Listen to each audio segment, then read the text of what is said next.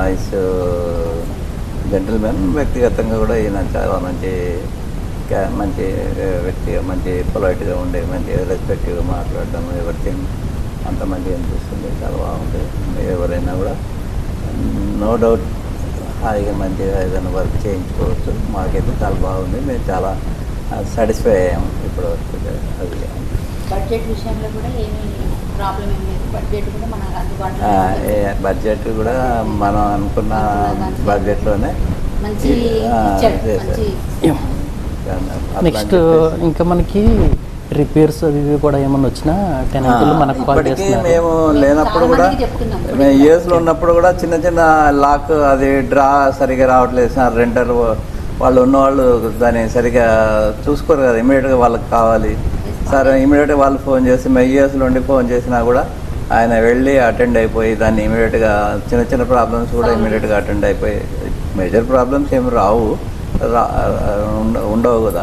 Mine చిన్న చిన్న ఏమన్నా కూడా అది ఇమీడియట్గా చేస్తారు. ఆయన సంబంధం లేని కూడా ఎలక్ట్రీషియన్స్ సంబంధం కానీ, శానిటేషన్కి సంబంధించినవి కూడా ఆయన ఇమీడియట్గా వాళ్ళతో కన్సర్న్ వాళ్ళతో మాట్లాడి వాళ్ళతో చేయిస్తుంటారు.